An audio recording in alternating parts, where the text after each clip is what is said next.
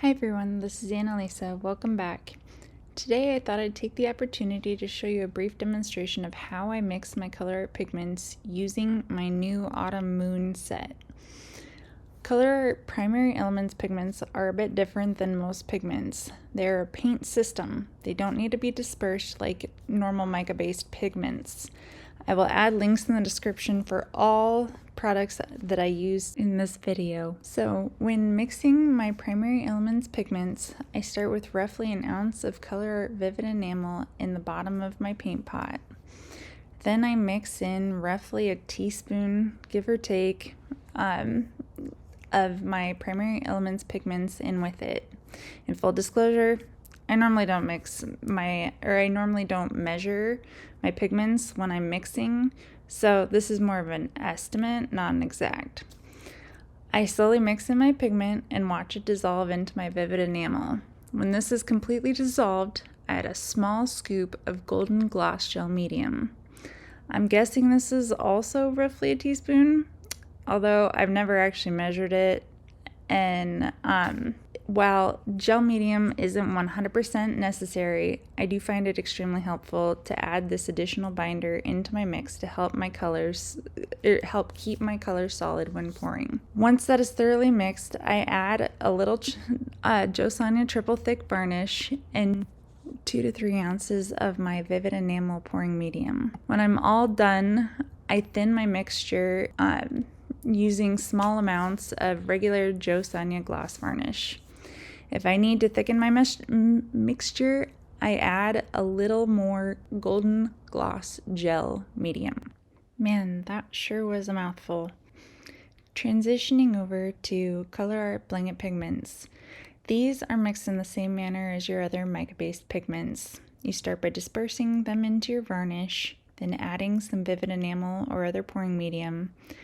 I add Gloss Gel Medium, and then I add a little Jo Sonja Triple Thick, and then I follow up with more Vivid Enamel until I find the right consistency. I thought it would be a lot of fun if you guys could see all of the different colors that are part of the Autumn Moon collection.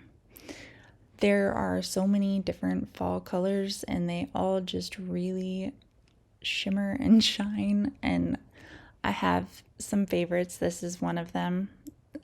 It is amazing, and this one is a lot of fun to watch because it changes from what you think it's going to be.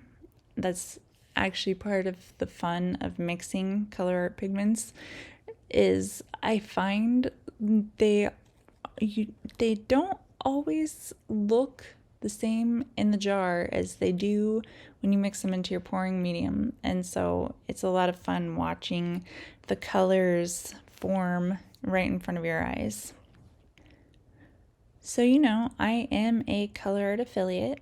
If you place an order through ColourArte and you use my coupon code ACOX422, it'll save you 20% off your ColourArte order, and it helps my channel.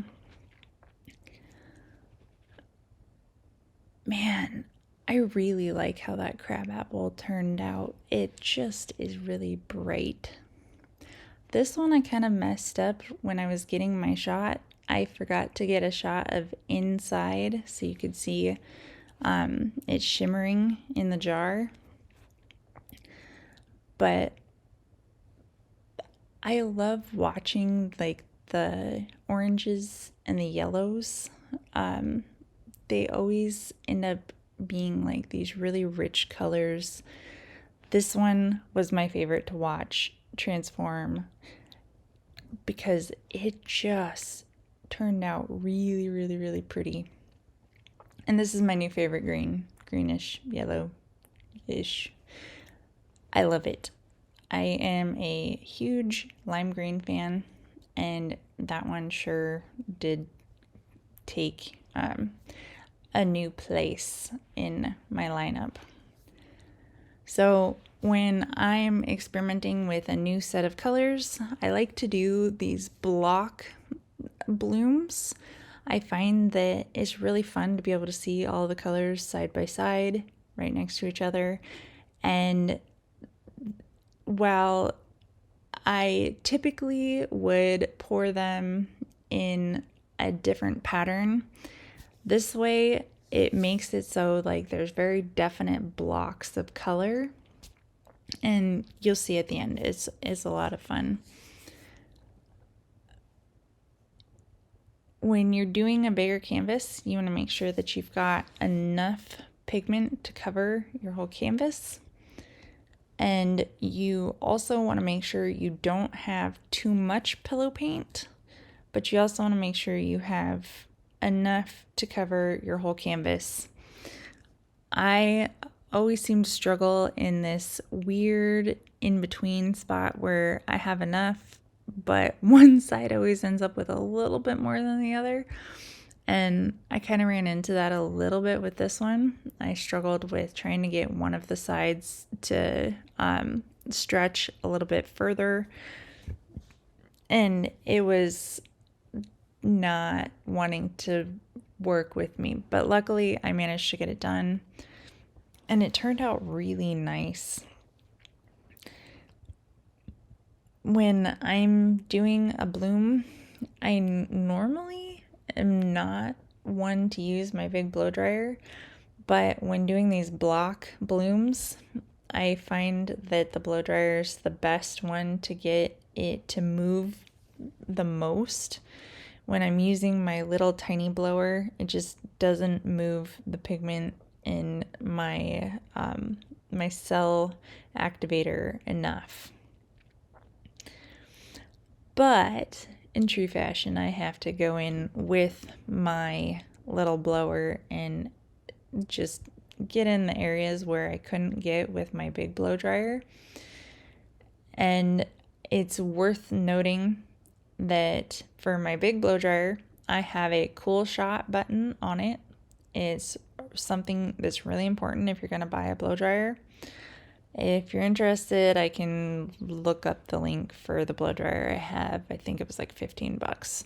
But if you would like that, let me know in the comments and I'll send you the link. If not, you can find these blow dryers at any store. Just make sure that you find one that has a cool shot option. You do not want to bake your paint. It turns out really not good. Like, you'll ruin your flow of your paint. And it's also worth noting that for the little blower, do not buy the green little blower that is battery powered. It is not the same as the orange one. I have a link in the description to the one I use, but you can find those at other in-person retail stores. Anyway, so this was my block bloom. I got to the very end and realized that I still needed to make some adjustments and that I had quite a few bubbles. And so when I have bubbles and I need to make refinements to my lines, I like to go in with my embossing tool. And my thicker side to my embossing tool works really well for smoothing over little pock bubbles. And then my thinner side works extremely well for just defining those lines. Sometimes they get squiggly when you spin out your pour, and it just makes it so much better. I don't know how to explain it, but you can find embossing tools at any craft store, and I will add a link in the description for a set that I found on Amazon that would work really well. But like I said, you can find them at any craft store. They're usually pretty inexpensive. That is my pour.